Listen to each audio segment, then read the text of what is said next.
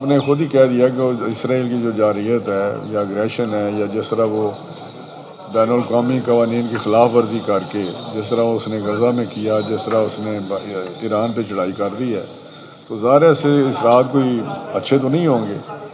اس جارحیت کا جو رزلٹ ہے اگر لمبی رہی، کوئی ایک دو ہفتے اور چلی، تو میں دیکھ رہا ہوں کہ یہ خطے کے لیے نہیں بلکہ دنیا میں ہی یہ بہت خطرے کے لیے خطرے کا باعث بن جائے گی۔ لمبا چوڑا پلان ہے جو ایک ایک کر کے وہ سبھی کے پیچھے پڑے ہوئے ہیں۔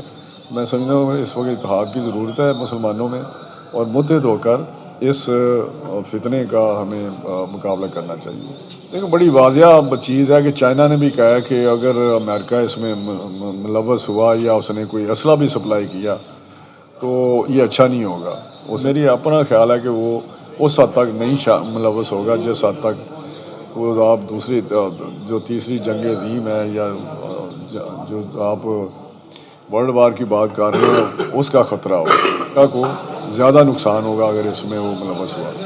لیکن میں سمجھتا ہوں یہ جو کام اس نے کیا ہے ایران پہ چڑھائی، یہ اقتدار اس کا ختم ہونے کی طرف بات جا رہی ہے، اور نیتن یاہو کے لمبے عرصے کے بجائے جلدی وہ اپنے اس وزارت عظمیٰ سے ہاتھ دھو بیٹھے گا۔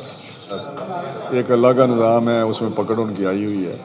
تیسرا، ہماری عوام کو بھی سمجھنا چاہیے کہ یہ کس قسم کے لوگ ہیں، یہ کس قسم کا فتنہ ہے جس نے پاکستان میں انتشار پھیلایا ہوا ہے، پاکستان کو کمزور کرنے کی وہ پالیسی پہ چل رہا ہے۔ تو میرا خیال ہے کہ کافی حد تک لوگوں کو پتہ چل گیا ہے اس کی ذہن کا، اس کی سوچ کا۔ یہ سب کے سامنے آ رہی ہیں، آہستہ آہستہ انشاءاللہ اپنے انجام کو یہ جماعت پہنچ جائے گی۔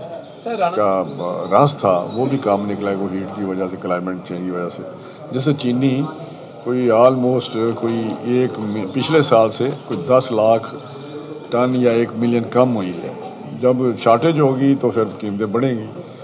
تو کوشش تو ہماری ہے کہ کنٹرول میں رکھیں، اور پرائم منسٹر صاحب نے بہت فوکس کیا ہوا ہے اس پہ، اور انہوں نے حکم دیا کہ آپ 5 لاکھ ٹینی امپورٹ کریں، اور میں نے کل میٹنگ رکھی ہوئی ہے، کل انشاءاللہ اس کا پروسیس شروع کریں گے، اور کل اپنی منسٹری سے اس کی اپروول دے کے پھر جو باقی پروسیس کر کے ہم 5 لاکھ ٹینی امپورٹ کرنے جا رہے ہیں، جس سے قیمتیں ٹھیک ہو جائیں گی۔ لیکن یہ کلائمیٹ چینج کو جو ہمیں چیلنج ہے ہر سطح پہ ہے، لیکن خاص کر کے اس ایگریکلچر سیکٹر میں بہت زیادہ ہم اس کو فیس کر رہے ہیں۔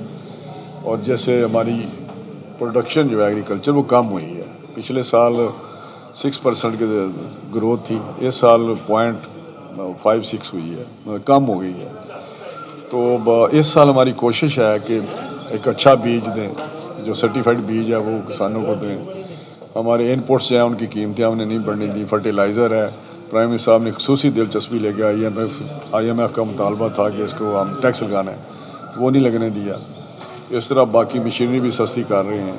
تو یہ مل ملا کے چیزیں میں سمجھتا ہوں کہ ایسے انسینٹیو ہیں جو کسان یا فارمر کے لیے آئندہ کی پیداوار بڑھانے کے لیے کافی کارآمد ہوں گے۔ انشاءاللہ آئندہ پروڈکشن بڑھے گی، مجھے امید پوری ہے اللہ تعالیٰ۔ اسرائیل کی جو جارحیت ہے یا اگریشن ہے یا جس طرح وہ بین الاقوامی قوانین کی خلاف ورزی کر کے جس طرح اس نے غزہ میں کیا، جس طرح اس نے ایران پہ چڑھائی کر دی ہے، تو ظاہر سے اثرات کوئی اچھے تو نہیں ہوں گے۔ اس جارحیت کا جو رزلٹ ہے اگر لمبی رہی، کوئی ایک دو ہفتے اور چلی، تو میں دیکھ رہا ہوں کہ یہ خطے کے لیے نہیں بلکہ دنیا میں ہی یہ بہت خطرے کے لیے خطرے کا باعث بن جائے گی۔ میرا اپنا یہ خیال ہے کہ اس وقت جو ٹائم ہے، یہ وقت کی اہم ضرورت ہے کہ جو امہ ہے یا مسلمان جتنی ہماری قوم لوگ ہیں وہ اکٹھے ہوں، اور اس طرح اگر اسی طرح رہے جس طرح آج پوزیشن ہے، تو میں سمجھتا ہوں ایک ایک کر کے جو اسرائیل نے کام شروع کیا ہوا ہے، جس طرح عراق تھا، سیریا تھا، آپ دیکھیں گے تو بہت سارے اب ان کی اردن میں بھی وہ چاہتے ہیں کہ جو فلسطینی ہیں وہ اردن میں چلے جائیں، یہاں سے نکل جائیں۔ تو یہ ایک لمبا چوڑا پلان ہے جو ایک ایک کر کے وہ سبھی کے پیچھے پڑے ہوئے ہیں۔ میں سمجھتا ہوں اس وقت اتحاد کی ضرورت ہے مسلمانوں میں، اور متحد ہو کر اس فتنے کا ہمیں مقابلہ کرنا چاہیے۔ دیکھیں، یہ کلائمیٹ چینج کو جو ہمیں چیلنج ہے ہر سطح پہ ہے، لیکن خاص کر کے اس ایگریکلچر سیکٹر میں بہت زیادہ ہم اس کو فیس کر رہے ہیں۔ اور جیسے ہماری پروڈکشن جو ہے ایگریکلچر وہ کم ہوئی ہے، پچھلے سال 6% کی گروتھ تھی، اس سال 0.56 ہوئی ہے، کم ہو گئی ہے۔ تو اس سال ہماری کوشش ہے کہ ایک اچھا بیج دیں، جو سرٹیفائڈ بیج ہے وہ کسانوں کو دیں. ہمارے ان پٹس ہیں ان کی قیمتیں ہم نے نہیں بڑھنے دی. فرٹیلائزر ہے، پرائم منسٹر صاحب نے خصوصی دلچسپی لے کے آئی ایم ایف کا مطالبہ تھا کہ اس کو ہم ٹیکس لگانا ہے، تو وہ نہیں لگنے دیا. اس طرح باقی مشینری بھی سستی کر رہے ہیں. تو یہ مل ملا کے چیزیں میں سمجھتا ہوں کہ ایسے انسینٹیو ہیں جو کسان یا فارمر کے لیے آئندہ کی پیداوار بڑھانے کے لیے کافی کارآمد ہوں گے انشاءاللہ. کیسے نپٹا جائے گا؟ دیکھیں یہ اسکینڈل تو نہیں ہے، یہ تو ایک فینومینا ہے، ایک ایسا عنصر ہے جس کو ہم قابو کرنے کی کوشش کر رہے ہیں. لیکن اس دفعہ کوئی چینی جو ہے وہ گنے کی پیداوار کم ہوئی ہے، اور اس سے جو کنٹینٹس ہیں اس کے یا جو اس کا راز تھا وہ بھی کام نکلا ہے، وہ ہیٹ کی وجہ سے، کلائمیٹ چینج کی وجہ سے. جس سے چینی کوئی آلموسٹ پچھلے سال سے کوئی 10 لاکھ ٹن یا 1 ملین کم ہوئی ہے. جب شارٹیج ہوگی تو پھر قیمتیں بڑھیں گی. تو کوشش تو ہماری ہے کہ کنٹرول میں رکھیں، اور پرائم منسٹر صاحب نے بہت فوکس کیا ہوا ہے اس پہ، اور انہوں نے حکم دیا کہ آپ 5 لاکھ چینی امپورٹ کریں.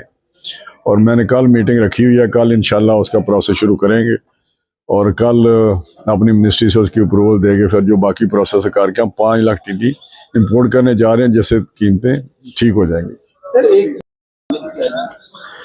نہیں دیکھیں وہ دو دیکھیں، ایک ہمارے اپنے قوانین ہیں اس کو وہ بھگت رہے ہیں، اس کے تحت ایک اللہ کا نظام ہے اس میں پکڑ ان کی آئی ہوئی ہے. تیسرا ہماری عوام کو بھی سمجھنا چاہیے کہ یہ کس قسم کے لوگ ہیں، یہ کس قسم کا فتنہ ہے جس نے پاکستان میں انتشار پھیلایا ہوا ہے، پاکستان کو کمزور کرنے کی وہ پالیسی پہ چل رہا ہے. تو میرا خیال ہے کہ کافی حد تک لوگوں کو پتہ چل گیا ہے اس کی ذہن کا، اس کی سوچ کا، کیونکہ وہ قوم جنرلی میں نے دیکھا ہے کہ وہ بڑی شارٹ میموری ان کی ہوتی ہے، چیزیں بھول جاتے ہیں. لیکن اس کا اقتدار دیکھیں تو وہ بھی عوام کے خلاف تھا، پاکستان کو کمزور کرنے کی طرح کا تھا، اس پہ ایجنڈے پہ تھا. اس کی سوشل لائف دیکھیں تو وہ بھی کوئی ہمارے مذہب یا ہمارے جو ایک معاشرہ ہے اس کے لیے ٹھیک نہیں ہے. اس کے اپنے بچے دیکھیں تو یہودیوں کے وہ بڑے بااثر فیملی بنی ہوئی ہے، اور وہاں پہ وہ جو کام کر رہے ہیں وہ بھی آپ کے سامنے ہے. تو یہ چیزیں سب کے سامنے آ رہی ہیں، آہستہ آہستہ انشاءاللہ اپنے انجام کو یہ جماعت پہنچ جائے گی.